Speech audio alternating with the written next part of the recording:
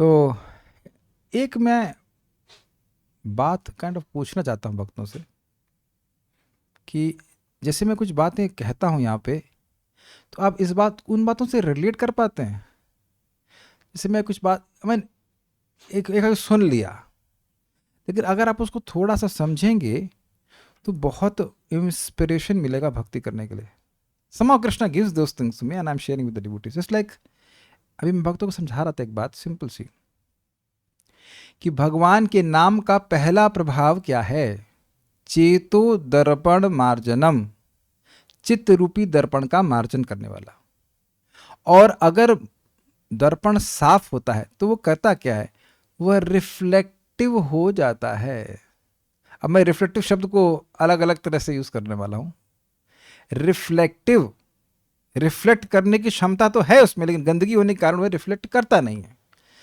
तो आप देखेंगे कि श्रीमद् भागवतम के श्रवण के द्वारा और भगवान के नाम जप को गंभीरता से करने के द्वारा व्यक्ति रिफ्लेक्टिव चित्त का अनुभव करता है. रिफ्लेक्शन समझते हैं? कॉन्टेम्पलेशन, रिफ्लेक्शन समझते होंगे. मननशील चित्त हो जाता है. ये सतगुण का आपके चित्त में प्रादुर्भाव हो रहा है, प्रादुर्भाव मतलब प्राकट्य हो रहा है, ये लक्षण है. नहीं तो लोग रिएक्टिव चित्त वाले होते हैं, रिफ्लेक्टिव चित्त वाले नहीं होते. तुमने ये कहा, मैं ये कहूंगा, या उसको या बस ऐसा समझ लिया, बस बस आप कुछ उस पर विचार नहीं करते. तो आपने कई बार श्रीमद् भागवतम में मुनि शब्द सुना है. मुनि मतलब मननशीला. क्या जिनको ये विवेक है कि नीर शीर विवेक है, जल क्या है और दूध क्या है, और दूध को ग्रहण करना जल में से. मेरे लिए क्या हितकर है, क्या ये मेरे लिए हितकर है, मेरे लिए क्या हितकर है और क्या ये मेरे लिए हितकर है, दोनों बातें अलग हैं थोड़ी सी. ये विचारशीलता अपने चित्त में निर्माण होता हुआ आप देखेंगे. क्योंकि देखिए, अगर कोई दवा का प्रभाव है और वह हम सुनते हैं और उसके अकॉर्डिंगली वो प्रभाव को अनुभव करते हैं, तो दवा पे श्रद्धा बन जाती है. Is that okay? पूरा प्रभाव ना भी हो, लेकिन मान लीजिए जैसे पैरासिटामोल बुखार को कम करती है, तो 105 से अगर 103 लेके आई है तो आप पैरासिटामोल लेना बंद नहीं करेंगे. लेकिन पता तो होना चाहिए ना. क्योंकि एक बार प्रभुपाद कहते हैं, एक रानी थी, तो उसको बुखार था 102, और डॉक्टर के पास गई, और उसकी जो दासी थी उसको तो 103. तो कहती है, अरे ये दासी है और उसका 103 है. तो अब उसको समझ में नहीं आ रहा है कि 103 होना ज़्यादा खराब बात है. तो अगर कोई सोच रहा है कि भगवान के आशीर्वाद का मतलब यह है कि हमारी भौतिक संपत्ति बढ़ रही है, देन दैट इज रॉन्ग. भौतिक आसक्ति कम हो रही है, ये आशीर्वाद है. तो व्यक्ति को रिफ्लेक्टिव, जब चित्त उसका रिफ्लेक्टिव होगा, तो वह समझ पाएगा, अरे हाँ भाई हाँ, भगवान का नाम तो कार्य कर रहा है, भगवान का कथा काम कर रही है, हमारी आसक्तियाँ जगत से कम हो रही हैं. 100 थी तो 80 हो रही है, 70 हो रही है. लेकिन वो वही व्यक्ति समझ पाएगा जिसका चित्त रिफ्लेक्टिव हो. आसान नहीं है इस जगत में, स्पेशली कलयुग में, रिफ्लेक्टिव होना. सोचने का मौका ही नहीं दिया जा रहा है लीडर्स के द्वारा. Do you agree with this? क्योंकि अगर सोचेगा तो उसको कंट्रोल करना बहुत मुश्किल हो जाएगा. हाँ, वो सवाल पूछेंगे, ऐसा क्यों करें, वैसा क्यों करें, ऐसा क्यों. तब उनको गलत रास्ते पे भेजने में दिक्कत हो जाएगी. ऐसी गलती वे नहीं करते. हम लोग श्रीमद् भागवतम के तीसरे स्कंद के 5वें अध्याय के 23वें श्लोक को देख रहे हैं, और आज इसके ऊपर दूसरा दिन है. इसमें इससे पहले वाले श्लोक में मैत्रेय मुनि ने कहा था कि मैं सृष्टि लीला का वर्णन करूंगा अनुपूर्वशः, क्रम से. तो उस क्रम का मतलब क्या है? किचन में सृष्टि के पहले क्या होता है? किचन में भोजन की पहले, सृष्टि के पहले क्या होता है? कुछ भी क्रिया नहीं होती है. समा तो होता ही है ऑब्वियसली, लेकिन कुछ भी क्रिया नहीं होती है. लेकिन क्या आप भी नहीं होते हैं? कल एक भक्त विनोद ने वो स्पॉन्टेनियसली बोलते थे, हाँ सृष्टि जीरो से शुरू होती है. लेकिन प्रलय इज नॉट जीरो. सृष्टि से पहले प्रलय थी, तो आप उस दृष्टि से भले कह दो कि सृष्टि नहीं थी तो जीरो थी, लेकिन जीरो नहीं थी, क्योंकि भगवान थे. और यही बात है बोल रहे, सृष्टि के पहले भी भगवान थे, और वही भगवान इस जगत की सृष्टि करते हैं. ये बहुत इंपॉर्टेंट बात है. इसी पे सारा वेदांत सूत्र आधारित है कि इस जगत का स्रोत कौन है. ये आप शायद ऐसे इसको बहुत महत्वपूर्ण प्रश्न ना मानते हो, लेकिन ये बहुत महत्वपूर्ण प्रश्न है। हमारी आंखें हैं, हम में से किसी ने एक दूसरे की आंखें डिजाइन नहीं करी, अपनी भी नहीं, और प्रश्न करते ही नहीं कि who made it, made in India. आप लोगों की आंखें मेड इन इंडिया है, हमारी आंखें, please raise hand if your eyes are made in India. अब देखिए, अब आप लोग कोई हाथ नहीं खड़ा कर रहे क्योंकि आप इस प्रश्न को समझ रहे हैं कि प्रश्न इतना इजी नहीं है। Are they made in India? कौन सी फैक्ट्री में बने हैं जी? Made by God, yes. हर एक की आंख बनी है भगवान के द्वारा, यानी हर एक की आंख का स्रोत भगवान है, लेकिन कोई प्रश्न नहीं कर रहा है, चाहे चाइना हो, चाहे अमेरिका हो, चाहे कुछ हो। और इसी कारण से यह भी प्रश्न नहीं कर रहे हैं कि आंख का उपयोग क्यों करना चाहिए, किस लिए दी है। Very deep questions. ये जगत किसने बनाया है? और इसी का उत्तर बार बार श्रीमद् भागवत में दिया जा रहा है कि भगवान ने बनाया है, और इसलिए और कैसे बनाया है यह भी बताया जा रहा है। तो हम लोग अब इस पे बोलते हैं, भगवान एक आसेदम अग्र आत्मात्मनाम विभुः। भगवान एक आसेदम अग्र आत्मात्मनाम विभुः। आत्मेच्छानुगतावात्मा नानामत्युपलक्षणः।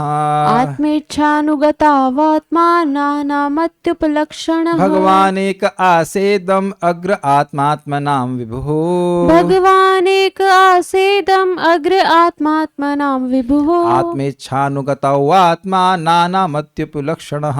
आत्मेच्छानुगतो आत्मा नानामत्युपलक्षणः। भगवान एक आसेदम अग्र आत्मात्मनाम विभुः। भगवान एक आसेदम अग्र आत्मनाम विभुः। अग्र आत्मात्मनाम विभुः। अग्र आत्मात्मनाम विभुः। आत्मेच्छानुगतो आत्मा नानामत्युपलक्षणः। आत्मेच्छानुगतो आत्मा नानामत्युपलक्षणः। भगवान एक आसेदम अग्र आत्मात्मनाम विभुः। भगवान एक आसेदम अग्र आत्मात्मनाम विभुः। आत्मेच्छानुगतो आत्मा नानामत्युपलक्षणः। आत्मेच्छानुगतो आत्मा नानामत्युपलक्षणः।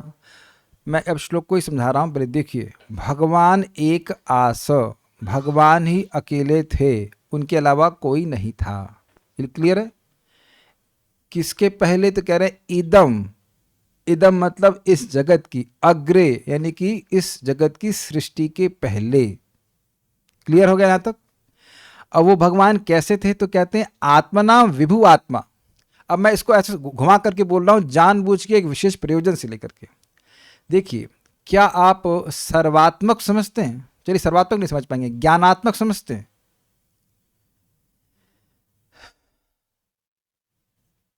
अच्छा, चलिए ये समझते हैं कि भगवान का स्वरूप कैसा है?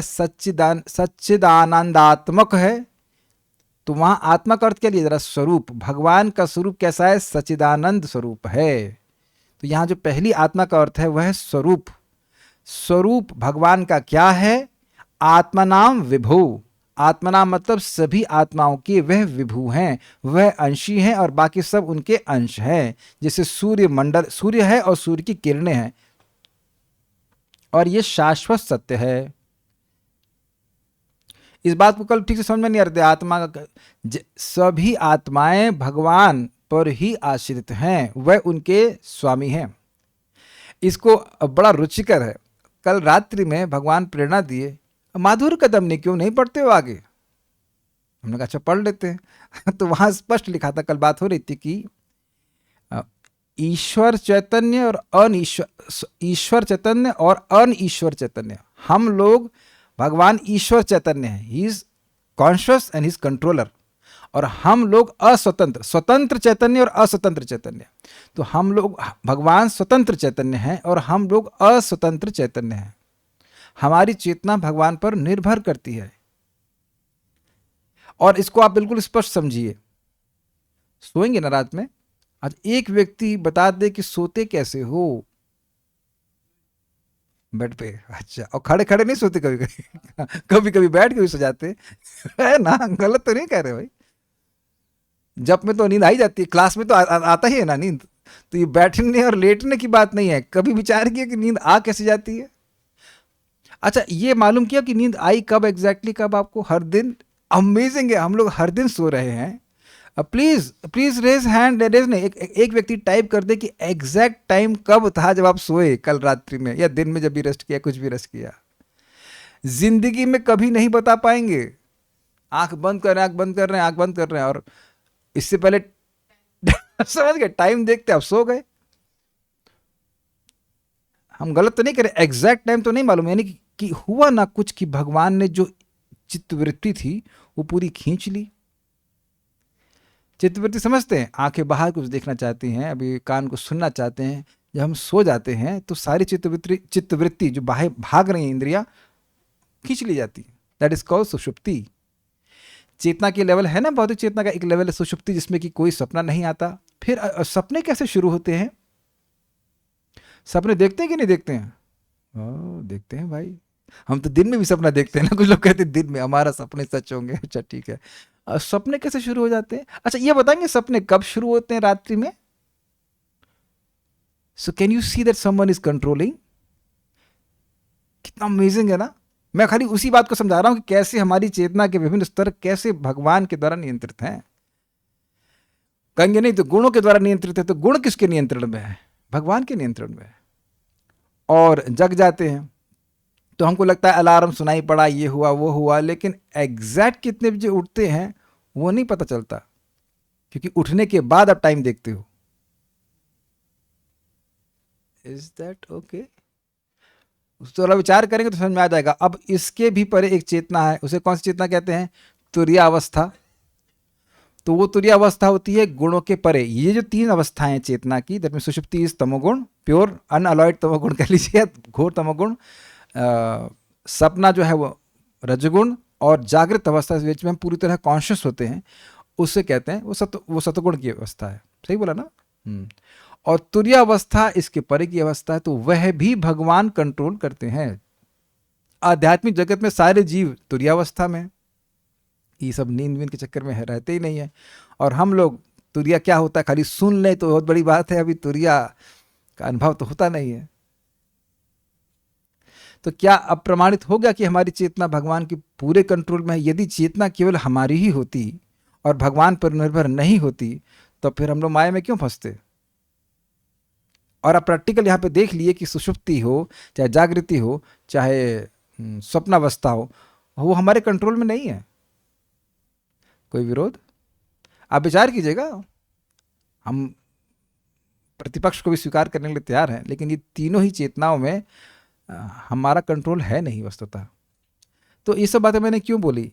भगवान विभु हैं, भगवान स्वामी हैं, भगवान नियामक हैं। विभु आत्मा है, उनका स्वरूप क्या है? विभु स्वरूप है। जैसे ऐसे समझिए, वो क्या कहते हैं जो गर्दन काटता से कहते हैं कसाई। तो कसाई पशुओं के लिए मृत्यु स्वरूप है। उसका स्वरूप क्या है? मृत्यु का स्वरूप है। अब समझ में आ रहा है? एक डॉक्टर एक पेशेंट के लिए कभी कभी कहते थे भगवत स्वरूप है, भगवान का स्वरूप है, भगवान का ही रूप है कह देते हैं, या दया का स्वरूप है, या सहायता का स्वरूप है, आप ऐसे कह सकते हैं। तो उसका स्वरूप क्या है? भगवान का स्वरूप है अगर पूछा जाए तो क्या है? भगवान का स्वरूप है नित्य ही जीवों के स्वामी। यही बात बोल रहे हैं कि विभु आत्मा नाम, अर्थात सभी आत्माओं का, सभी जीवों का विभु आत्मा, अर्थात वह विभु स्वरूप हैं। ये हम छोड़ेंगे नहीं। अभी मैं सोचे कि हम आगे बढ़ जाएंगे, नहीं छोड़ने वाले। सबको समझ में आया? कोई जाके बाहर पूछ ले प्रभु जी क्या बताई थी विभु आत्मा का अर्थ, तो तुरंत बोल रहे विभु आत्मा मतलब विभु स्वरूप, अर्थात स्वामी स्वरूप। हम लोग अणु आत्मा है, मतलब हम अणु स्वरूप है, और भगवान विभु स्वरूप है। समझ में आया सभी अणु स्वरूपों को? आर स्वरूप इज सर्वेंट, कृष्ण स्वरूप इज स्वामी मीन्स मास्टर। बताइए आत्मा का यहाँ पे क्या अर्थ है? क्या करें? आप ही पूछ सकते, माइक आपके पास, बोलिए। प्रभु जी भगवान का स्वरूप ही है कि वो सबके स्वामी है। हाँ, तो यहाँ पे आत्मा का अर्थ क्या है? जीव। देखिए दो शब्द हैं, आत्मा प्लस आत्मनाम। तो आत्मनाम का अर्थ क्या है? सभी आत्माओं के आत्माओं के, सही। और आत्मा का अर्थ क्या है? यहाँ दो शब्द दिख रहे हैं आपको अग्र के बाद में, आत्मा प्लस आत्मनाम। तो आत्मनाम का अर्थ क्या था? सभी जीवों के। हाँ, जीवों के। और आत्मा का मतलब ऐसे समझिए, आत्मा को रखो एक जगह, फिर आत्मा को घुमाकर विभु के बाद लगा दीजिए, तो होगा आत्मनाम विभु आत्मा। भगवान सभी आत्माओं के विभु आत्मा हैं, सभी आत्माओं के विभु स्वरूप हैं, सभी आत्माओं के स्वामी स्वरूप हैं। अब समझ में आया? वो आत्मा अर्थ अर्थात स्वरूप। स्वरूप, यस। जैसे मैंने बताया था ना, ज्ञानात्मक चक्षु, सच्चिदानंद आत्मा, वो स्वरूप के अर्थ में बताया जा रहा है कि उनका स्वरूप ही विभु है, अर्थात उनका स्वरूप ही स्वामी का है। ठीक है, वो बात भी ठीक ही है ना। भगवान आत्मा को कंट्रोल कर रहे हैं, कहने का अर्थ ये है। अच्छा, अब आत्मेच्छा अनुगतौ, आत्म इच्छा जो उनकी खुद की सृष्टि की इच्छा थी, उसके अनुगतौ पीछे पीछे चले जाके ने लय हो जाने के लिए, किस में लय हो गई? भगवान में ही लय हो गई। तो वह आत्मा, अब यहां आत्मा का अर्थ क्या है? परमात्मा, वही भगवान श्री कृष्ण। वह अकेले थे जब उनकी सृष्टि की इच्छा समाप्त हो गई। वह परमात्मा जो सभी जीवों के स्वामी स्वरूप हैं, उनकी जब सृष्टि की इच्छा समाप्त हो गई तो वह अकेले रह रहे थे। या ऐसा कह लीजिए, जब उनकी सृष्टि की इच्छा नहीं थी तब वो अकेले थे।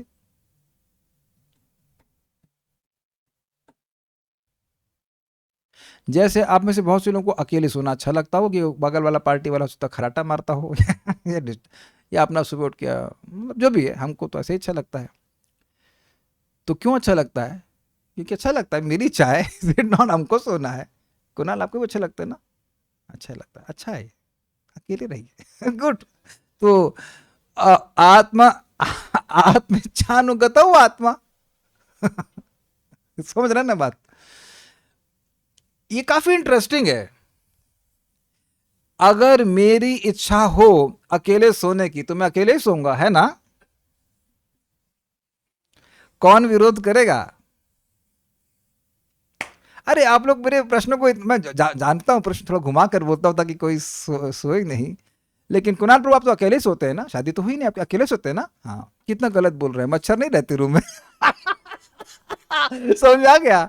समझ में आ गया? आप अगर चाहें भी तब भी अकेले नहीं रह सकते, नहीं रह सकते ना कोई। भले ही ये कह ले कि चलो हम मच्छरदानी लगाएंगे, तो ठीक है, आसपास वो भिन्न भिन्न प्रकार के भिन्न भिन्न मच्छर बिंग बिंग बिंग करते हैं, बार आओ बार आओ बार आओ, देख लेंगे तुमको, देखते कौन हो। तो आप समझ सकते कि अगर हम इच्छा भी कर लें कि हम अकेले रहेंगे, तो वैसे बात तो बहुत कठिन है, लेकिन रह भी नहीं सकते। हम लोग अकेले रहने के लिए भी स्वतंत्र नहीं है, मक्खी मच्छर क्या क्या आते रहते हैं। अग्रीड?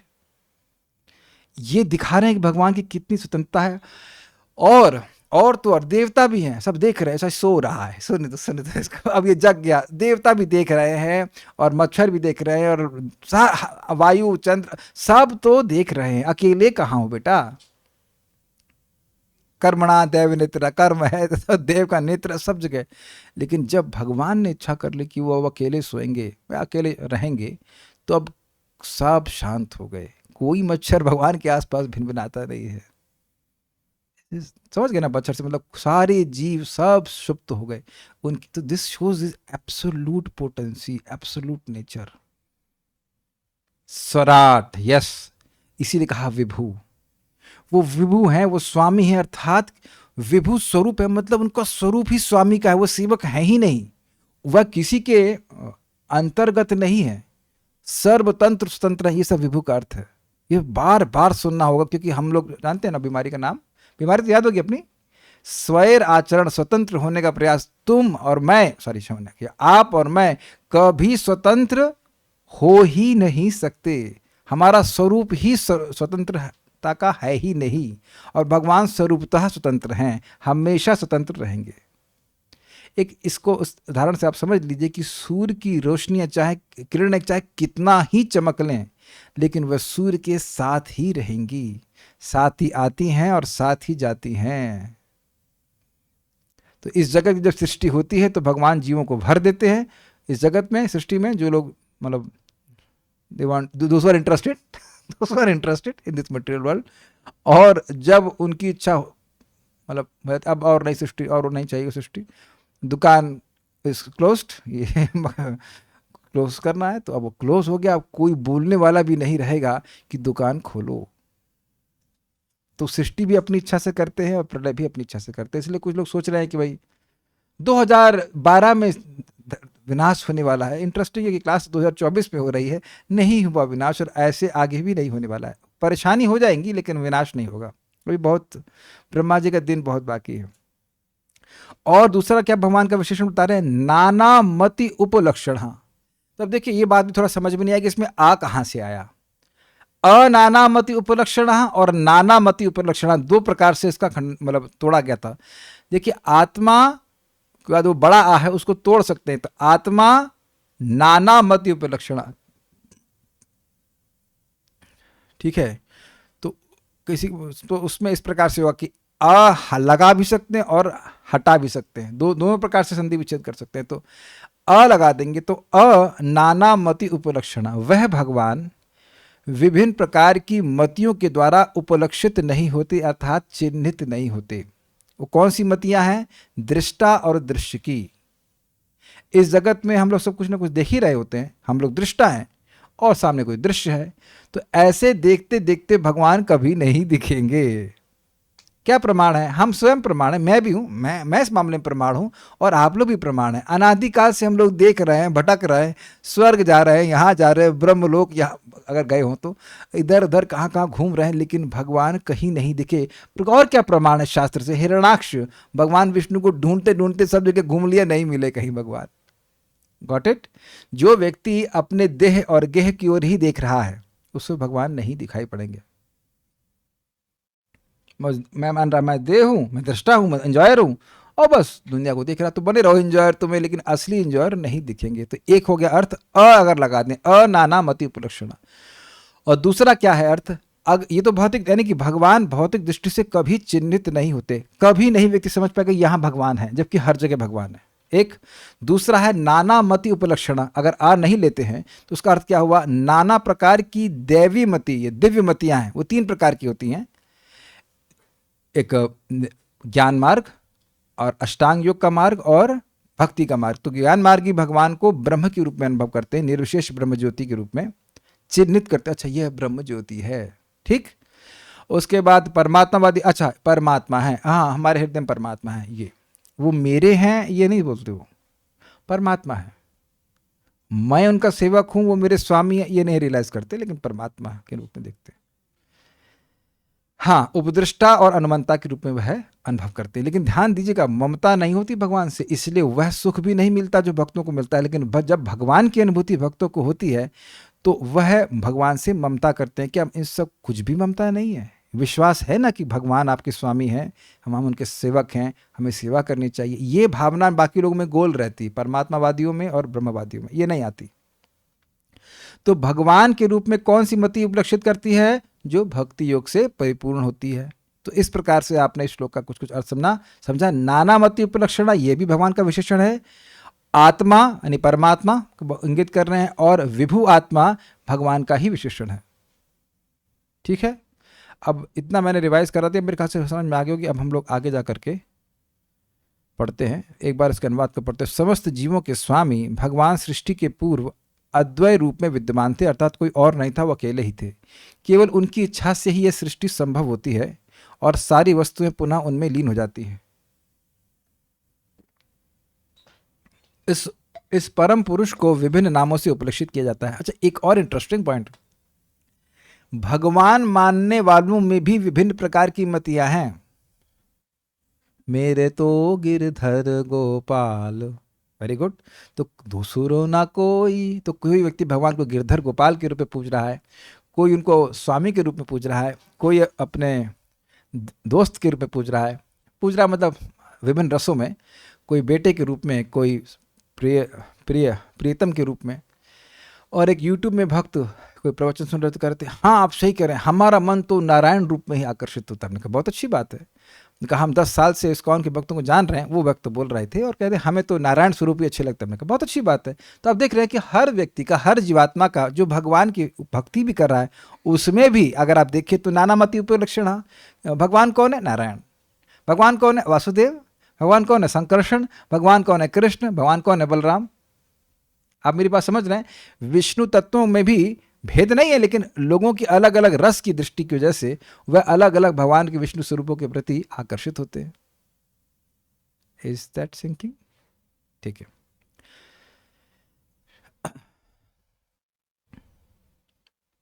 हम लोग अब क्रम संदर्भ पढ़ते हैं जीव गोस्वामी जी के द्वारा।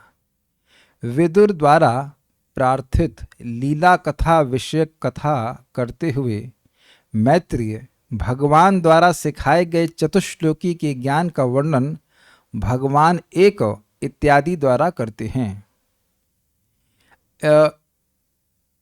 ये निम्नलिखित कथन सहित समाप्त होने वाले विषय बोलते हैं। एक मिनट रुकिए, यहाँ समझिए इस बात को। भगवान ने दूसरे स्कंद के 9वें अध्याय में ब्रह्मा जी को 4 श्लोक बोले थे जिन्हें चतुश्लोकी भागवतम कहा जाता है, और उसमें श्लोक था अहमेवासमेवाग्रे नान्यद यद सदसत परम पश्चादहम यदेतच्च योवशिष्येत स्वस्म्यहम्। अहम एवासम एवाग्रे, यहां पे भी अग्र शब्द है। मैं ही अग्रे इस सृष्टि के पूर्व था। अहम एवासम एवाग्रे, मैं ही था और मैं था ही इस सृष्टि के पहले। मतलब कोई संदेह नहीं करना चाहता कि भगवान ही थे। इनको वो दीजिए आसन, प्रभु को थोड़ा दिक्कत होता है, वो जो आसन, हाँ दीजिए, ट्राई कीजिए। And if you like it you can have it. This is special for japa, you will love it. We are here for Vaishnava seva. Try, don't worry, try it. हाँ, तो हम ये कह रहे थे कि अब यह श्लोक भी आपको वैसा ही दिखाई पड़ रहा है कि नहीं दिखाई पड़ रहा है कि भगवान इस सृष्टि के पहले अकेले ही विद्यमान थे। Good, yes. तो भगवान इस सृष्टि के पहले विद्यमान थे, तो ब्रह्मा जी को जो बात, क्या नाम था, ब्रह्मा जी ने जो बात, क्षमा, हाँ, ब्रह्मा जी को जो बात भगवान ने कही थी उसी बात को यहां पे बता रहे थे। अब क्यों बता रहे थे? तो सृष्टि कैसे हुई उससे पहले ही जानना पड़ेगा सृष्टिकर्ता कौन था। जैसे देखिए, साइंटिस्ट भी बोलते हैं कि इस जगत की सृष्टि सिंगुलैरिटी से हुई है। सिंगुलैरिटी का मतलब होता है एक पॉइंट जिसका मास है इनफाइनाइट लेकिन वॉल्यूम है 0। समझा गया ना आप लोगों? जैसे हम आप समझा रहे हैं, तरबूज बड़ा है तो उसमें अंदर ज्यादा माल होगा और छोटा है तो छोटा कम माल होगा, है ना। अब मैं कहूँ जितना छोटा तरबूज उसमें इतना अधिक माल। आप ऐसा तरबूज खरीदेंगे? मान लीजिए मैं तरबूज बेचने वाला था, तो आप ऐसे तरबूज बेचने वाली बात स्वीकार करेंगे? यार छोटा सा तरबूज है तुम्हारा, उसमें कहोगे ज्यादा माल है। हाँ हाँ सरकार, बहुत ज्यादा माल है। ऐसा कैसे हो सकता है? लेकिन एक प्रश्न होगा कि वह भी कहां से आया। अगर ये गलत बात है, लेकिन मान भी ले जाए कि वो फटा और सब सृष्टि हो गई, तो वह भी प्रश्न होगा कि वह फोड़ा कौन, वो एक्सप्लोजन कौन किया, और वह वहां पे रखा कौन उसको फटने के लिए। यहाँ बच्चे भी तो बम रखते हुए फट जाता है, तो वो रखा कौन? मानते कि नहीं मानते? आप देखिए दिवाली में कहीं जा रहे हो, फट से बम फट जाता है, तो आप ये नहीं कह सकते कि बाई चांस फटा। कोई जरूर बड़े शरारती लड़के हैं यहाँ के। तो वो कौन शरारती लड़का था जिसने इस बम को फोड़ा, सृष्टि बम को? तो आप समझ सकते हैं कि उनके पास कोई एक्सप्लेनेशन नहीं है। तो इसलिए भगवान के लिए आवश्यक है इस बात को समझाना कि सृष्टि के पहले वह थे। Is it okay? तो उसी बात को यह समझा रहे हैं वे निम्न। हम एक और बात इस पर जोड़ दे रहे हैं कि यदि आपको ये कभी कठिन लगे तो एक बुक सर्च कर लेना, स्ट्रक्चर ऑफ द यूनिवर्स। उन्हें बहुत पहले पढ़ी थी, बहुत पहले, मतलब अराउंड मे बी 99 की बात होगी। कुछ नहीं समझ में आता, खाली उसमें अल्फा डेल्टा एंगल तो कुछ इधर से उधर से मैथ्स लगाते रहते, पता नहीं क्या, और वो भी सब झूठ। तो ये तो बहुत आसान है। क्या यह समझने में कठिनाई है कि सृष्टि के पहले भगवान थे? कोई भी समझ लेगा, किसकी कोई भी डिग्री हो, इतनी बात समझ में आता है कि भगवान सृष्टि के पहले थे। क्यों भगवान बोल रहे हैं? ठीक है। अब कह रहे हैं कि ये जो बातें यहां से शुरू हो रही हैं, इसका अंत कहां होगा? इस श्लोक में 3.7.14। तो 5, में शुरू हो रहा है और छठी में भी चलेगा और 7वें तक ये सब बातें चलेंगी। नहीं, सब चलेगा, सृष्टि तत्व वहां तक चलेगा। कह रहे वे निम्नलिखित कथन सहित समाप्त होने वाले विषय बोलते हैं। ये जो श्लोक अभी आप बोलो, ये पढ़ोगे, ये 3.7.14, तो वहां तक ऐसा समझ में आ रहा है कि वहां तक मैत्रेय मुनि इस सृष्टि के उपक्रम को बोलेंगे। इस श्लोक को मेरे पीछे बोले। ये अब एक हमको भक्त बोले अभी कि प्रभु जी please empower me to chant intensely. अच्छी बात थी, मैं इस पर रिफ्लेक्ट कर रहा था। हमें शक्ति, हमारे में शक्ति संचार करें कि हम बड़े अच्छे से जप कर सकें। तो फिर मैं सोच रहा था कि मुझे कैसे, जो भी हम कर पा रहे हैं जब, वो कैसे शक्ति प्राप्त होती है, कौन सी शक्ति चाहिए इंटेंसली जप करने के लिए। एक सिंपल सी शक्ति, इसका नाम एस से शुरू होता है, श्रद्धा। यस, कोई भी कार्य आप इंटेंसली करते हैं तो उसके पीछे कौन सी शक्ति होती है? श्रद्धा। Is it sinking? स्वीकार्य है? ये मेरे लिए बहुत इंपॉर्टेंट है। तो जब इंपॉर्टेंट मानते हैं तो उसको करते हैं। जैसे कुछ लोगों की एक साधना होती है कि पत्थर लेके सर पे ऐसे मारते हैं, सही में कुंफू सीखते हैं वो लोग, ऐसे सर पे मारते रहते हैं और सर को हार्ड करते हैं। उनका सर तो पहले ही हार्ड है तुम्हारा, क्योंकि सर पे पत्थर फोड़ रहे हो। तो उनकी श्रद्धा है कि इससे कुछ जीवन में सफलता मिल जाएगी। लिटरली, एक्चुअली वो ऐसे सर जो है पेड़ों पे मारते हैं। This is amazing, this is amazing, this is amazing foolishness, this is amazing. बताइए, अब ये बेवकूफ़ी है कि नहीं? लेकिन कितना इंटेंस प्रैक्टिस चाहिए होगी उसके लिए, है ना? श्रद्धा ही ना। तो आप सोच रहे हो कि मैं सब क्यों बोल रहा हूं? ये श्लोक आपको बहुत श्रद्धा देगा भगवान के गुणों को बोलने के बारे में। हमको बहुत अच्छा लग रहा है। It's like now practically every day I am remembering this shloka, every time I chant I remember this shloka. अब देख रहे होंगे, कल से तो मैं कई बार श्लोक को बोल चुका हूं, तो उसको जरा बोलते हैं। बहुत अच्छा श्लोक है, मेरे पीछे बोलिए। अशेष संक्लेश शमं विधत्ते गुणानुवादा श्रवणं मुरारेः। अशेष संक्लेश शमं विधत्ते गुणानुवाद श्रवणं मुरारेः। किं वा पुनस्तच्चरणारविन्द पराग सेवारतिरात्मलब्धा। किं वा पुनस्तच्चरणारविन्द पराग सेवारतिरात्मलब्धा। अशेष संक्लेश शमं विधत्ते गुणानुवादा श्रवणं मुरारेः। अशेष संक्लेश शमं विधत्ते गुणानुवाद श्रवणं मुरारेः। किं वा पुनस्तच्चरणारविन्द पराग सेवारतिरात्मलब्धा। किं वा पुनस्तच्चरणारविन्द पराग सेवारतिरात्मलब्धा। अशेष संक्लेश शमं विधत्ते गुणानुवाद श्रवणं मुरारेः। अशेष संक्लेश शमं विधत्ते गुणानुवाद श्रवणं मुरारेः। किं वा पुनस्तच्चरणारविन्द पराग सेवारतिरात्मलब्धा। किं वा पुनस्तच्चरणारविन्द पराग सेवारतिरात्मलब्धा। इस पे तो ये तो सही में संडे फीस्ट का श्लोक है, बहुत सुंदर। लेकिन पहले हम इसका अनुवाद पढ़ते हैं, फिर श्लोक को समझाऊंगा, प्रयास करेंगे। भगवान श्री कृष्ण के दिव्य नाम, रूप इत्यादि के कीर्तन तथा श्रवण मात्र से समझने की तो बात छोड़ दीजिए कि नाम का मतलब क्या है। केवल श्रवण मात्र से, ओनली बाय हियरिंग, मनुष्य की असीम कष्टप्रद अवस्थाएं शमित हो सकती हैं। बस हो सकती है क्यों बोल रहे हैं? क्योंकि अब नाम अपराध करेंगे तो नहीं होता है, लेकिन अगर प्रॉपरली नाम जप किया जाएगा तो उसको अनुभव होगा। क्योंकि कुछ लोग ऐसा कहते हैं हम तो इतने से जप कर रहे हैं, हमारा नहीं हो रहा है। तो थोड़ा विचार कीजिएगा कि उसमें कुछ मिस्टेक ना कर रहे हो। अतएव उनके विषय में क्या कहा जाए जिन्होंने भगवान के चरण कमलों की धूल की सुगंध की सेवा करने के लिए आकर्षण प्राप्त कर लिया। ये क्या शब्द है, धूल की सुगंध की सेवा? धूल की सुगंध की सेवा, ये लाइन समझ में आ रही कितना? धूल की सेवा, धूल की सुगंध की सेवा। तो हम समझाते हैं आपको। यह है श्रीमद् भागवत 3.7.14।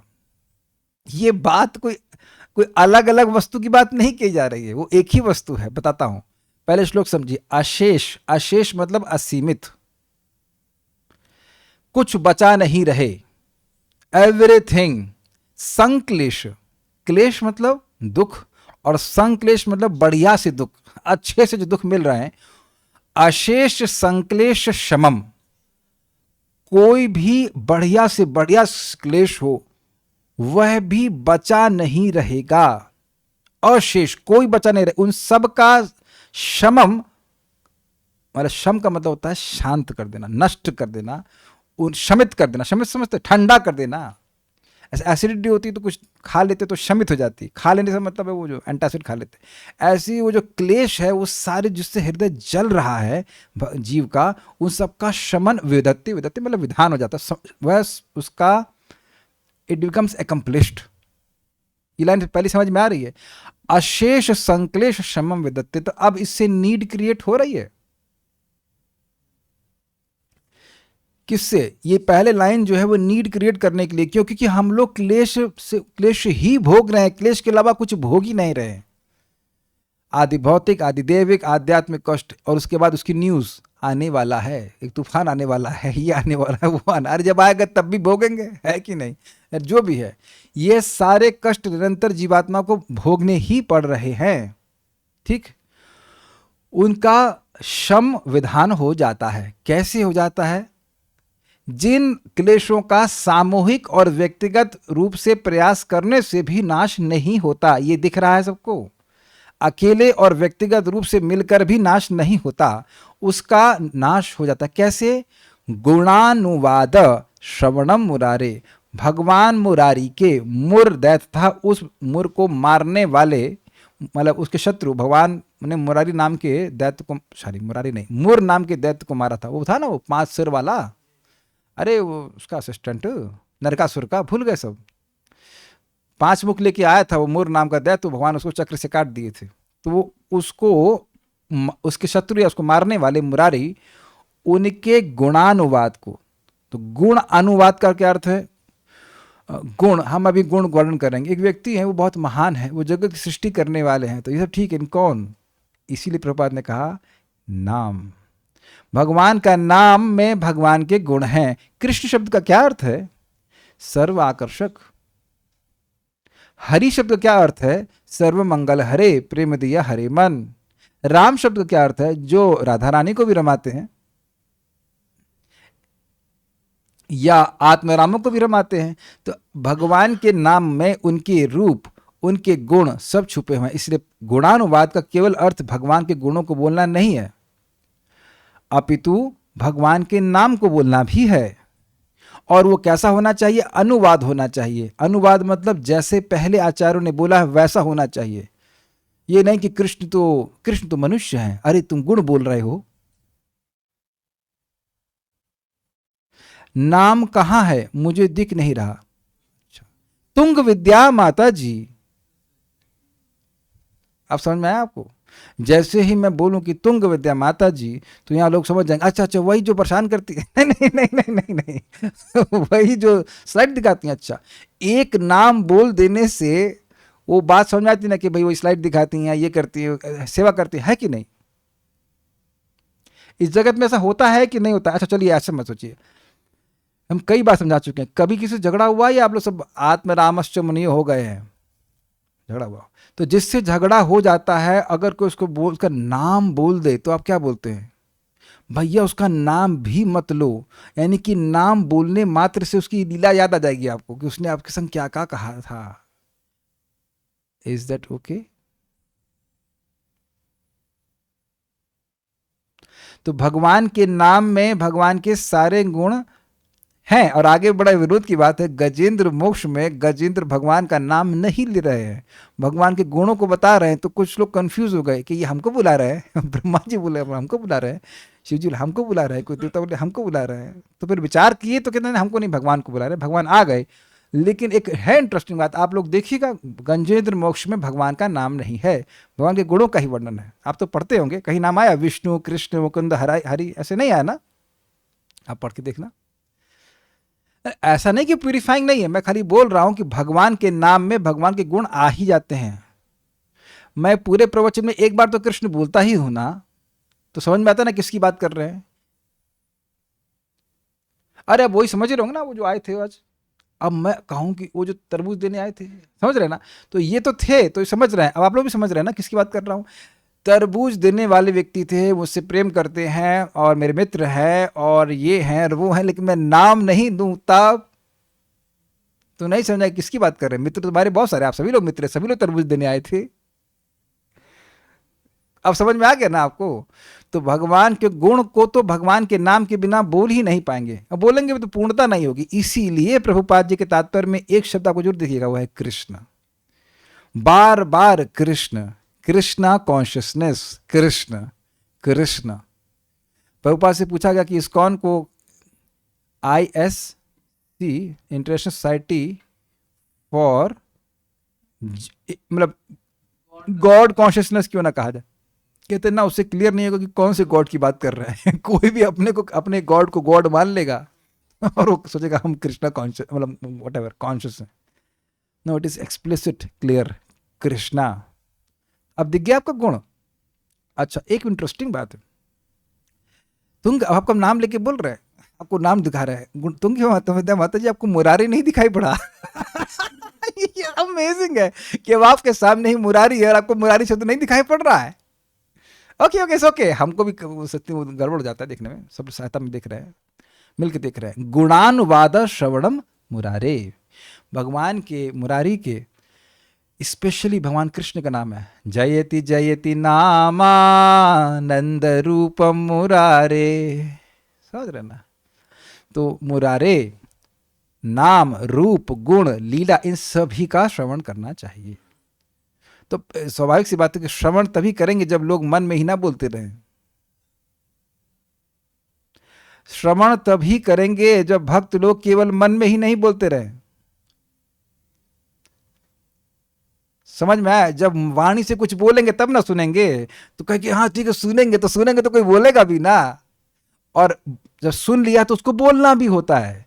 शृण्वन्ति गायन्ति गृणन्त भीष्णशः स्मरन्ति नन्दन्ति तवे हितं जनात् तएव पश्यन्ति अचिरेण तावकं भव प्रवाहो परमं पदाम्बुजम। जो आपके लीला कथा को सुनते हैं, बोलते हैं, स्मरण करते हैं, आनंदित होते हैं, वही लोग भगवान को बहुत जल्दी देख पाते हैं। यानी बाकी लोग देख पाते हैं लेकिन देर में, कितनी देर में वर्णन नहीं है, लेकिन देर में। और कितनी जल्दी ये भी वर्णन नहीं है। जो लोग भगवान के श्रवण कीर्तन करते हैं वो कितनी जल्दी देख लेंगे आप ये नहीं कह सकते। हो सकता कल ही देख लें, हो सकता इसी जन्म में देख लें, ध्रुव महाराज ने एक ही जन्म में देख लिया था, बट देख जरूर लेंगे। और कितनी जल्दी देखेंगे नहीं पता, लेकिन देख लेते हैं। जितनी जल्दी वो सोच रहे हैं उससे भी जल्दी। Anyhow, we'll not comment more upon it, but point is very important. तो अब आप समझ गए कि ये हाईएस्ट प्रोसीजर है। तो बात ये जो पहली लाइन है ये साधना भक्ति का वर्णन कर रही है। क्यों? क्योंकि देखिए भाव भक्ति उसमें कोई क्लेश नहीं होता, उसमें कोई अच्छा प्रश्न होगा क्लेश क्या है? क्लेश है भगवत सेवा का अवर्जन। हमको जप नहीं करना है। अब देखिए भाई हम 24 घंटे तो जप नहीं कर सकते। क्यों नहीं कर सकते? 24 घंटे सांस तो ले सकते हो ना। क्या आप लोग के मन में, किसी के मन में ये है असंभावना कि भाई हम 24 घंटे जप नहीं कर सकते? अगर और कोई नहीं मिले तो मैं तो हूं। 24 घंटे हम जप नहीं कर सकते यार, 2 घंटा कर ले बस। 24 घंटे से नहीं जप कर सकते। सांस ले सकते हैं लेकिन जप नहीं कर सकते। ये है ना मन में। तो वो, या कुछ लोग कहेंगे कि नहीं ये करो वो करो, ये करो वो करो। वो बेसिकली जप के प्रति या भगवान की कथा के श्रवण कीर्तन के प्रति जो एवर्जन है उसको ढकने के लिए, उस पर बोरी डालने के लिए कहते हैं ये काम करो वो काम करो। कुछ ग्रहण कर रहे हैं ना। तो वर्णाश्रम करो, ये करो वो करो, बेसिकली ठीक है। वो इस दृष्टि से ठीक है कि लोग वाकई जिन लोग का एवर्जन है बहुत ज़्यादा, तो तुरंत तो दिन भर बैठ के नाम जप नहीं कर पाएंगे, ना ही वो दिन भर कथा कर पाएंगे। लेकिन प्रभात कहते सिद्धांत ये कि one should chant 24 hours and one should hear Bhagavatam 24 hours. मेरे मन में डाउट था कि 2 मुख होने पड़ेंगे, पर एक से कथा एक से जप। बट सिद्धांत ये है जो व्यक्ति भगवान का प्रेमी है वैसा कर सकता है, किया है भक्तों ने।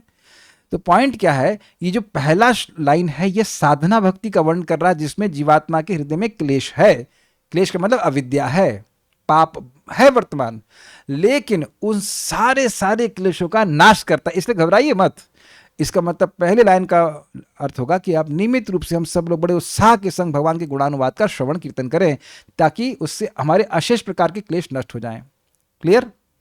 और जो दूसरा वर्णन है वो है भाव भक्ति का। तो कह रहे हैं किम वह पुनः, फिर उनका क्या कहना, कैमुत्तनाय से कहना कह रहे हैं, उनका क्या कहना जिन्होंने तत् मतलब उन मतलब यही उन मुरारी के चरणारविंद पराग सेवा, भगवान के चरण कमलों के, उन भगवान मुरारी के चरण कमलों के पराग सेवा का मतलब क्या हुआ? यही है भगवान के चरण कमलों की सेवा का मतलब है श्रवण कीर्तन में जिन्होंने रति प्राप्त कर ली है। आप तो आत्मलब्धवा की व्याख्या की गई कि जो स्वयं प्रकाशित होती है। This is brilliant, this is brilliant. आत्मलब्धा, अपने आप ये रति प्रकट होती है। भगवान की जब करते रहिए, कथा करते रहिए, तो स्वयं एवं स्फुरते यदा, स्वयं ही इसमें सुख मिलने लगता है। तो अब वो कितना आनंद महसूस करते होंगे तो कहना ही क्या। जो लोग सम्यक रूप से क्लेशों से परेशान हो रहे हैं, उनके क्लेशों का नाश करने वाली है, अर्थात उनको सुख देने वाली भगवान की कथा है, भगवान का नाम जप है। तो अब बताइए, जिन्होंने पहले से ही, पहले का मतलब पहले की साधना कर ली हो या भगवान की भक्ति करके सारे क्लेश की निवृत्ति कर ली, अविद्या का नाश कर लिया है, तो और ऐसा करके भगवान की सेवा के सुख की प्राप्ति कर ली है, जो कि स्वयं ही प्रकट होती है भगवान की भक्ति करने से, तो उनको कितना सुख देने वाली कथा होगी तो कहना ही क्या। इसीलिए तो विदुर जी कह रहे हैं भाई केवल कृष्ण कथा बताइए, कथा सुसारम, जो सारी कथाओं का सार है बस वही बताइए, और कुछ मत बताइए, और कुछ मत बताइए। तो समझाने का प्रयास किया गया। तो ये जो कथा है ये लोगों को सुख देने के लिए है, बोलने वाले को भी और सुनने वाले को भी। और जो भी बात भगवान के यश को छोड़ करके बोली जाएगी, वो बोलने वाले के लिए और सुनने वाले के लिए भी क्लेश का ही निर्माण करेगी, कलेश कराएगी। और नहीं विश्वास है तो पहले इस्तेमाल करें और फिर विश्वास कीजिए, फिर करके देख लीजिएगा, और क्या कह सकते हैं। हमें नहीं याद आ रहा है कि आप भागवत क्लास में कभी झगड़ा हुआ होता भगवान को नजर ना लगे, लेकिन जब तक भागवत बोलूंगा झगड़ा नहीं होगा। कुछ वार्ता को चली जाएगी, लौकिक तो जरूर झगड़ा हो सकता है, लेकिन अगर भागवत बोलूंगा तो झगड़ा नहीं होगा। इसीलिए तो मंगलाचरण किया जाता कि कोई लौकिक बात ना निकले मुख से। चतुश्लोकी भागवत के चारों श्लोकों का अर्थ कथा के क्रमानुसार स्पष्ट किया जाएगा। जो भगवान ने 4 श्लोक बोले थे उनको क्रम से इसमें बता रहे हैं। इसमें अहम एवासमेवाग्रे की व्याख्या कर रहे हैं। अब देखिए, जो भाई नहीं सुने हैं चतुश्लोकी को, उनकी हेल्प हम रिकॉर्डिंग के माध्यम से कर दी है, उसको सुन लीजिएगा। अब हम उसमें वहाँ पे नहीं सहायता कर पाएंगे, लेकिन काफ़ी लोग तो सुन लिए हैं तो उसको ग्रहण कर लेंगे। भगवान आदि 2 श्लोकों में सृष्टि लीला के माध्यम से, यानी इस श्लोक से और अगले श्लोक से, अहमेवासमेवाग्रे नान्यद यद सदसत परम की व्याख्या करते हैं। भगवान ने यहाँ पे इस लाइन का अर्थ है कि मैं इस सृष्टि के पहले था, उस समय सूक्ष्म और स्थूल कुछ भी नहीं था। तो यही वहाँ पे श्लोक में बोला गया है कि भगवान ही अकेले थे और कोई नहीं था। ठीक है। इदम अर्थात यह विश्व भगवान से एकाकी था, अर्थात उनमें विलीन था। तो स्पष्ट है, जो उस समय तक अकेले ही विद्वान थे, जब तक कि पुरुष अर्थात पुरुषावतार तथा अंततः पार्थिव तत्व प्रकट नहीं हुए। क्या मतलब है? भगवान महाविष्णु से गर्भोदकशा विष्णु से क्षीरोदकशा विष्णु होते हैं, और महाविष्णु प्रधान पे दृष्टिपात करते हैं, फिर वहां से महतत्व से भिन्न प्रकार के तत्व सृष्टि होती है। तो जब तक पुरुषावतार नहीं हुए तब तक भगवान अकेले थे, ये बात है। वे आत्मनाम अर्थात जीवों के संबंध में किरणों के प्रति सूर्य की ही भांति आत्मा अर्थात परम स्वरूप थे। आत्मनाम विभु, जैसे सूर्य सभी किरणों का परम स्वरूप है, स्वामी स्वरूप है, ऐसे ही भगवान सभी जीवों के परम स्वरूप है, स्वामी स्वरूप है। इसी तो परमात्मा कहा जाता है, परम स्वरूप। ठीक है। भगवान के अतिरिक्त अन्य कुछ विद्यमान नहीं था, चूंकि आत्मा के रूप में वे स्वयं सिद्ध हैं, यह अर्थ है। इसका क्या मतलब है? देखिए, मैं अगर इस देह की बात करें, ये देह है तो इसके एक पिता भी होंगे। ठीक है।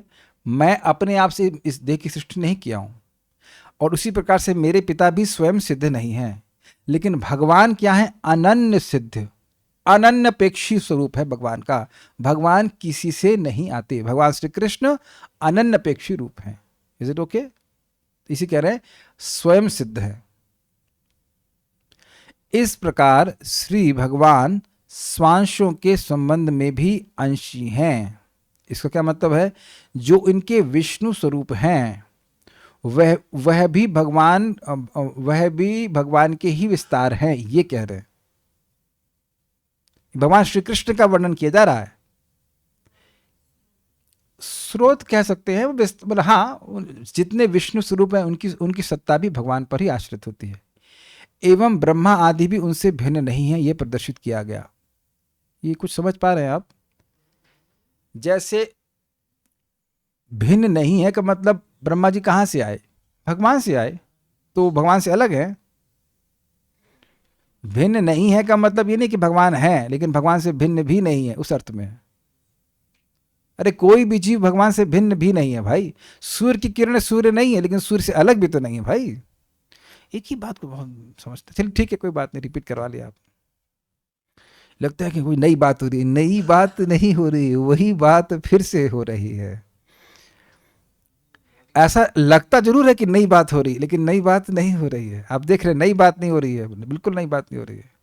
जैसे भाई हम लोग जाते हैं कहीं, डोनेशन मिलता है तो डोनेशन तो वही रहता है, खाली पेपर चेक अलग हो जाता है। अग्रीड? सब लोग जो लिफाफा देते हैं वो एक ही लिफाफे में देते हैं। ये प्रभु जी को स्टैंडर्ड लिफाफा है, इसी में देना। ऐसा नहीं है, लिफाफा चेंज कर देते हैं। वही 1000 रुपये, कोई 2100 रुपये, ये आप इसी तरह से जो भी इनकी जितनी श्रद्धा होती है। नहीं तो नोट ही दे रहे हैं ना, नई बात तो नहीं देते ना कुछ। तो श्लोक भले अलग अलग लग रहा है, रैपिंग कुछ अलग अलग लग रही है, लेकिन बात वही सिद्धांत स्थापित की जा रही है कि शक्ति शक्ति मते और अभेद। यह कब हुआ? तो कहते हैं आत्मेच्छानुगतौ। ये कब हुआ की बात क्या हो रही है? भगवान ऐसा कब हुआ जब भगवान अकेले रह गए? ये प्रश्न करे तो कहते हैं कि आत्मेच्छानुगतौ। आत्मा अर्थात भगवान की सृजन करने की इच्छा का अनुगतौ अर्थात लय हो गया। ये भी स्पष्ट हो गया? ठीक है। अब भगवान अब सृष्टि नहीं करना चाहते थे, परंतु क्योंकि वैकुंठ आदि बहु वैभवी धाम भी सदैव विद्यमान रहते ही हैं, तो केवल भगवान ही कैसे विद्यमान रहे? अब और देखिए, क्लियर कर रहे हैं श्लोक को कि आप यह कह रहे हो कि भाई जगत की सृष्टि नहीं हुई और भगवान अकेले रहते हैं, लेकिन अब वैकुंठ तो रहता है, हमेशा रहता है, नित्य नश्यसु न विनश्यति। भगवान गीता में कहते हैं इस बात को कि वह विद्यमान, वह सत्ता जो है भगवान आध्यात्मिक जगत, वह इस जगत के नाश होने के बाद भी नष्ट नहीं होता है। तो यह कैसे कह रहे हो कि भगवान अकेले थे? तो इस शंका पर कहते हैं नाना मति उपलक्षणा। अब देखिए एक अलग डायमेंशन निकल रहा है। वे एक प्रभु वैकुंठ की विभिन्न प्रकार की मति के द्वारा उपलक्षित होते हैं जो सदा पूर्ण होते हैं। समझाता हूं, नोट। भगवान श्री कृष्ण ही स्वयं को शाश्वत रूप से विभिन्न वैकुंठों में विभिन्न विष्णु स्वरूपों में विस्तारित किए हुए हैं। याद है कि अभी मैंने क्लास की शुरुआत में बात समझाई थी। विभिन्न प्रकार के भक्त हैं जो भगवान की ही उपासना कर रहे हैं, विष्णु स्वरूपों की उपासना कर रहे हैं, लेकिन उनकी मति, उनकी भक्ति, उनका रस अलग अलग प्रकार का है। तो जो विष्णु स्वरूप है, कोई नारायण लोक में है, कोई संकर्षण लोक में है, कोई वसुदेव लोक में है, कोई प्रद्युम्न लोक में है, कोई अनिरुद्ध लोक में है, कोई हरि लोक में है। समझते हैं इस बात को? प्रथम स्कंद का आपने अगर कवर देखा हो, समझते हैं ना? तो भगवान श्री कृष्ण के अनेक अनेक विस्तार हैं और उनमें उनके अनेक अनेक वैकुंठ लोक हैं और उसमें अलग अलग प्रकार के, उसमें असंख्य जीव आत्मा एक वैकुंठ में है जो एक विष्णु स्वरूप के प्रति आकृष्ट है। तो ये नाना मति उपलक्षण है ना। भगवान कौन है? हरि भगवान है। हरि लोक में जाएंगे तो, अच्छा साकेत लोक में जाएंगे तो भगवान कौन है? जय श्री राम। Got it? और द्वारका में जाएंगे तो कृष्ण भगवान है, वसुदेव कृष्ण। गोलोक में तो कृष्ण है ही। इस प्रकार से अलग अलग मति वाले वैकुंठ के निवासियों के द्वारा उपलक्षित होते हैं। तो नाना मति उपलक्षणा अगर वैकुंठ वासियों के ऊपर घटित किया जाए तो क्या भगवान अकेले हैं? अकेले नहीं है। इसीलिए यह संभावना, या जब कोई प्रश्न करे कि भाई आप ऐसा क्यों कह रहे हो कि सृष्टि के पहले भगवान अकेले थे, तो कहते हैं अकेले थे का अर्थ यह है कि मतलब भौतिक जगत की सृष्टि नहीं थी, लेकिन वैकुंठ में नाना मतियों के द्वारा भगवान लक्षित थे, चिन्हित थे। Is it not amazing? ये लाइन समझ में आई आपको? बहुत अच्छा लगा, हमको बहुत अच्छा लगा था। देखिए, ये जो आपको अच्छा लगना है ना, ये भक्ति है। श्रीमद् भागवतम अर्थ आस्वादन, तो उसके शब्द हैं, उसके अर्थों को आस्वादन करना। नाना मति उपलक्षण का ये अर्थ आप समझ पा रहे हैं इसको? आप होपफुली टेस्ट कर नहीं समझ पा रहे हैं? ठीक है, नहीं समझ पा रहे हैं तो मैं क्या बताऊं। क्या नहीं समझ में आ रहा है इसमें? क्या नहीं समझ में आ रहा? हाँ, तो इसी को तो समझा रहे कि हाँ सही कह रहे हैं, अकेले भगवान रहते हैं इस अर्थ में कि भौतिक जगत से अकेले रहते हैं, भौतिक जगत नहीं रहता है। लेकिन जब भौतिक जगत नहीं रहता तब भी भगवान विभिन्न वैकुंठों में नाना मतियों के द्वारा उपलक्षित होते हैं। हरि लोक में मति क्या है? हरि में मति। और वासुदेव लोक में क्या है? वासुदेव में मति। और गोलोक में कृष्णमति। अलग एंगल, यही तो समझा रहा हूं।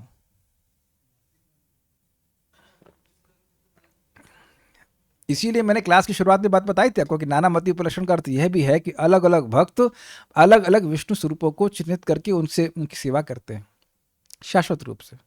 ठीक है, यह ऐसा ही है जैसे कि यह कहा जाए कि राजा चला गया। जैसे भी कहा गया, मुझे भक्त बता रहे थे कि लखनऊ में डिफेंस मिनिस्टर आए, अकेले आ रहे थे। उन्होंने इतना ही कहा कि पता नहीं क्या कारण था कि उनके घर में लाइट काट दी गई क्योंकि डिफेंस मिनिस्टर आ रहे हैं। एक आदमी के कहने से मोहल्ले की लाइट काट दी जाएगी, तो अब यह तो हम गलत धारणा करेंगे ना। उन्होंने इतना ही कहा कि डिफेंस मिनिस्टर आ रहे हैं, तो डिफेंस मिनिस्टर मतलब उनका क्या बोलते, कैरावेट बोलते, कैरावान बोलते, क्या बोलते हैं उसको, मोटरकेड बोलते हैं, मतलब पूरा उनका काफिला आ रहा होगा, कारवां।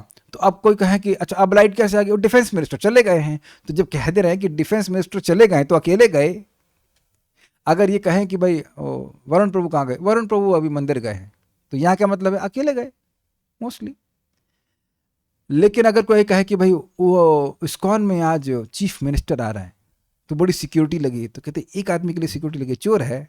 अरे भाई, एक आदमी आ रहा है तो हमने देखा था, पूरा मंदिर सील कर दिया गया, जगह जगह वो सब क्या कहते हैं, गनमैन लग गए। तो यानी चीफ मिनिस्टर कहीं जा रहे हैं या प्राइम मिनिस्टर जा रहे हैं तो उनकी पदवी के अनुसार समझना होगा कि वो अकेले नहीं जाते हैं। तो यहाँ कहने का अर्थ बड़ा स्पष्ट है कि अकेले भगवान हैं, इसका मतलब है कि अपने पार्षदों के साथ हैं, ये अर्थ। ठीक है, अतः उसकी सेना का उल्लेख किए बिना भी समझा जाता है कि वह अपनी सेना के साथ चला गया। इसलिए कहना कि भगवान अकेले थे अर्थात भगवान अपने पार्षदों के साथ वैकुंठ में नित्य विहार करते हैं, यह अर्थ। और वो उनकी विभिन्न प्रकार के जो पार्षद हैं वे नाना मति के द्वारा उनको उपलक्षण वाला उनको चिन्हित करते हैं। हमारे भगवान ये है। मुझे याद आ रहा है कि गोप कुमार जब वैकुंठ पहुंचते हैं तो भगवान उनका स्वागत करते हैं, तो उनका भाव जो है वो साख्य भाव है, तो भगवान की तरफ दौड़ते आलिंगन करने के लिए, तो वैकुंठ के पार्षद पकड़ते, ऐसा नहीं करते हैं आप, ऐसा नहीं करते हैं, ऐसा नहीं करते हैं। तो उनकी मति क्या है? भगवान उपास्य हैं, हम उनके हमें सेवक हैं। लेकिन इनकी मति क्या है? भगवान के मित्र हैं, उनको आलिंगन करना चाहते हैं, तो वो आलिंगन उनको गोलोक में मिलता है। ठीक है, एक नोट दिया गया, ये चक्रवर्ती पाद ने आगे कहीं टीका में समझाया है, उसको यहाँ पे मैं नोट के रूप में दे रहा हूँ, समझा जाएगा। राजा की कर वसूल करने की इच्छा अभी नहीं है। मान लो ये कहता है कोई, तो इसका अर्थ यह नहीं है कि वह कुछ नहीं कर रहा है, कर वसूल नहीं कर रहा है, लेकिन इसका मतलब ये नहीं कि कुछ भी नहीं कर रहा हो, सूप ना पी रहा हो घर में, आप ऐसा नहीं कह सकते, क्योंकि वह अपने परिवार के साथ रहते हुए आनंद तो ले ही सकता है, यद्यपि वह किसी समय कर वसूल ना भी कर रहा हो। क्लियर? तो उसी प्रकार से सृष्टि ना भी हो रही हो तो भी भगवान वैकुंठ में आनंद लेते रहते हैं। ठीक है, ओके, आगे टीका को हम कल समझाएंगे, जल्दीबाजी में नहीं जाना चाहते। निवेदन है कि इस कथा के बाद आपकी इस श्लोक को देखने की इच्छा का लोप नहीं होना चाहिए। समझ में आया? अगर वाकई समझना चाहते हैं तो 75% टास्क आपका है। देखिए, इतना पढ़ने में हमको 1 घंटा लगा, आपको दोबारा पढ़ने में, ईमानदारी की बात कर रहा हूँ, 5 मिनट या 10 मिनट से अधिक नहीं लगने वाला है। और फिर वह श्लोक दिखा देता हूँ, अशेष, एक बार गा लेते हैं इसको भाई, याद रखना चाहिए। अशेष, सब लोग गाई साथ में, अशेष संक्लेश शमम विधत्ते गुणानुवाद श्रवणम मुरारे किं वा पुनस्तच्चरणारविंद पराग सेवरतिरात्म लब्धा। तो ये जो आप पढ़ेंगे तो वह भी सुनने के बराबर ही है। तो इसको पढ़िएगा तो आपको बात समझ में आएगी। इसका कारण क्या है? समझ मतलब मोर टेस्ट। जितना अधिक समझ में आएगा उतना अधिक टेस्ट करेंगे। And once you start tasting it, everything pale will appear to be pale. जो नीरस वस्तुएं हैं वो नीरस वस्तुएं दिखने भी लग जाएंगी। कोई भक्त कह रहे थे, ओके, नाम तो जो पूछ रहे थे नाम तो दिख गया उनको, ठीक है, सो रखते हैं। श्रीमद् भागवतम की जय, श्रील प्रभुपाद की जय, निताई गौर प्रेमानंदे।